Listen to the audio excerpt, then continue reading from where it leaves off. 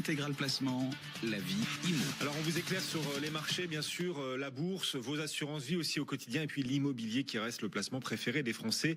Arnaud Guilleux est avec nous, cofondateur de monemprunt.com. Bonjour. Bonjour Guillaume. On va parler d'emprunt en effet et de taux de crédit puisque le contexte, les vents restent extrêmement favorables pour ceux qui veulent acheter, en tout cas du point de vue des taux de crédit. Vous confirmez qu'on est en train de toucher de nouveaux records de taux bas là, pour ceux qui veulent acquérir, acheter un bien immobilier? Je vous confirme, Guillaume, que les taux sont extrêmement bas en ce moment. Et d'ailleurs, permettez-moi d'être d'ailleurs relativement euphorique par rapport à ça, puisque en fait, mes équipes, tous les jours, attrapent des records en termes de conditions de taux et négocient en fait des taux historiquement bas. C'est-à-dire qu'on bat en fait les taux de fin 2016. Donc c'est vrai qu'aujourd'hui, c'est quand même une bonne nouvelle pour les acquéreurs, puisque ça permet aussi tout simplement d'avoir un pouvoir d'achat accru, voilà, pour l'acquisition. Bon, et alors pour donner des repères à ceux qui nous écoutent et qui seraient peut-être tentés justement de profiter de ces taux, rappelez-nous, sur 15, 20 ans, on est à combien aujourd'hui? Alors sur 15 ans, on arrive à négocier un petit peu au-dessus de 0,60. Sur 20 ans, on est autour de 0,80. Alors, soyons honnêtes, ça c'est nos taux records. Sur 20 ans, ah oui, d'accord, voilà. Nos taux records, le marché il est un peu au-delà, mais sur 15 ans, notre marché, on doit être autour de 0,80. Et sur 20 ans, on est entre 0,90 et 0,95. Ouais. Voilà. Et ça va continuer. C'est-à-dire que là, on est dans une phase, en ce printemps 2019, de nouvelles baisses des taux de crédit pour toucher de nouveaux records, de nouveaux points bas historiques. C'est extraordinaire ce qu'on est en train de vivre. On finit presque par s'y habituer, mais il faut avoir conscience que c'est extraordinaire. Ça peut continuer et les taux peuvent encore baisser dans les prochaines semaines. Et ça va continuer en tout cas de rester très bas, de baisser, je ne sais pas, mais en tout cas tout porte à croire que ça va rester de façon durable. Les annonces de la BCE qui nous annoncent que les taux directeurs restent à zéro jusqu'à la fin 2019, donc jusqu'à la fin de l'année. Oui, oui. Il y a également l'annonce aussi des rachats d'actifs, avec ce prêt géant qui est fait aux banques jusqu'en 2021. Tout ça fait que les taux vont rester relativement bas pendant encore longtemps. Et les banques ont besoin de trouver de nouveaux clients qu'elles vont garder longtemps, puisqu'avec des taux aussi bas, il y a quand même peu de risques que ces clients qu'elles sont en train d'acquérir aujourd'hui aient besoin de renégocier à l'avenir. Ce sera difficile d'aller beaucoup plus bas. Et donc elles se disent ce sont des clients captifs qu'il faut arriver à attraper aujourd'hui. Et c'est pour ça qu'elles se lancent dans cette politique concurrentielle extrêmement forte. Exactement, c'est vraiment une stratégie commerciale. Et d'ailleurs, toutes les renégociations qu'on a pu mettre de côté là depuis la dernière hausse de taux, je crois qu'il va falloir qu'on les retravaille, en tout cas qu'on les ressorte des placards pour voir un petit peu ce qu'il en est.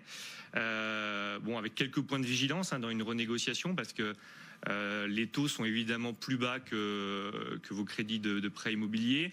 Mais il y a quand même pas mal de frais lors d'une renégociation ou d'un rachat de prêt immobilier. Ouais. Donc il faut être vigilant sur de bien faire ces calculs-là, quoi.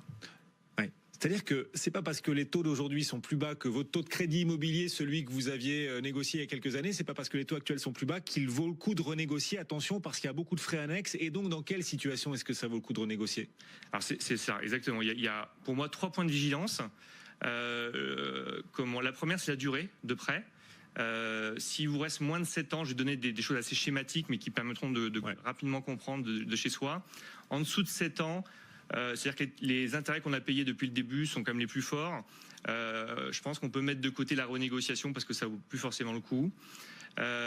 Évidemment, le montant également, parce que si vous reste moins de 50 000 euros, est-ce que ça vaut le coup de faire une renégociation avec les frais qui vont être liés? C'est pareil, je pense que on peut le mettre de côté.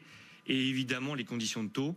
Je pense que le repère qui est intéressant, c'est d'avoir une différence d'1 point entre votre taux actuel et les taux du marché qu'on arrive à négocier. Voilà, ça donne un repère très intéressant. 1 point d'écart entre votre taux actuel et celui que vous pourriez renégocier. Et dans ce cas-là, peut-être en effet, ça vaut le coup de se lancer, de renégocier votre crédit s'il y a ce point d'écart que vous pouvez essayer de viser. Tout en tenant compte des frais de remboursement anticipés, on est bien d'accord. Quand on négocie un prêt immobilier, on peut aussi demander la transférabilité. C'est encore possible aujourd'hui d'obtenir une transférabilité ou c'est plus dur qu'avant?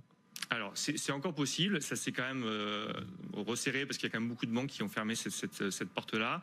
Mais au-delà de la transférabilité, qui est vraiment qu'une histoire de coût de garantie, je pense qu'il faut voir le dossier dans son ensemble et prendre tous les frais qui sont liés à un rachat de prêt, donc à savoir les frais de garantie, les nouveaux frais de dossier, les frais de remboursement que votre banque actuelle va prendre. Tout ça, en fait, c'est un calcul qu'il faut bien faire et c'est bien pour ça que on est là aussi pour les accompagner, pour regarder si ça vaut la peine ou pas de renégocier. Alors en préparant cette interview, vous me disiez c'est formidable, les taux sont en repli, c'est une opportunité pour les acquéreurs, très bien, mais vous me disiez attention, il faut aussi parler des effets pervers de ces baisses de taux. Quels sont les effets pervers ? Alors déjà, les effets pervers, c'est aussi le pourquoi de ces taux bas. Hein. C'est quand même notre croissance qui est relativement atone, même si j'ai vu sur votre antenne que la croissance 2018 était un petit peu remontée par rapport aux estimations. Mais même les prévisions sont plutôt, et les perspectives pour 2019 sont plutôt autour de 1,4. Hein, donc c'est plutôt quand même quelque chose de pessimiste. Et donc tout ça fait que les taux sont relativement bas. Donc c'est pas forcément une bonne nouvelle quand les taux sont bas de ce côté-là. Pas un bon signe. Exactement, c'est pas un bon signe pour l'économie. Et alors les autres effets pervers, moi j'en vois 3. Le premier, c'est assez méconnu d'ailleurs du public, c'est ce qu'on appelle le taux d'usure. Le taux d'usure, c'est le taux maximal que la banque va pouvoir vous prêter. Donc par exemple sur 20 ans, c'est 2,77. Alors vous dites par rapport au taux actuel, c'est totalement au-delà, sauf que c'est ce qu'on appelle le TAEG. Donc c'est le taux auquel on va ajouter tous les frais de garantie, les frais de dossier, les frais d'assurance, les frais d'intermédiation s'il y en a. Oui. Et donc ça veut dire que ça peut aussi monter sur des ordres un peu plus bas, sauf que si vous avez des problèmes de santé ou que votre âge lorsque vous empruntez est dans une certaine catégorie qui du coup gonfle tout de suite le coût de l'assurance, on peut dépasser ces conditions de taux d'usure et la banque ne peut plus vous prêter. Donc ça veut dire qu'on écarte aussi toute une tranche de population, au-delà d'un certain âge. Et donc ça c'est assez méconnu, mais malheureusement c'est l'effet pervers de ces taux bas. Oui, effet pervers parce que l'impact mécanique à travers le ressort du taux d'usure, c'est qu'en effet un certain nombre de dossiers aujourd'hui peuvent se retrouver exclus de l'emprunt, exclus par les banques, ne pas entrer dans leur spectre, dans ce qu'elles peuvent être capables d'accepter. D'ailleurs, elles sont de plus en plus sélectives, les banques. Oui, elles offrent des taux très bas, on est d'accord, mais sur les meilleurs dossiers, sur les bons dossiers, ou aussi les dossiers moyens peuvent en profiter ? Évidemment, vous connaissez les banquiers aussi bien que moi.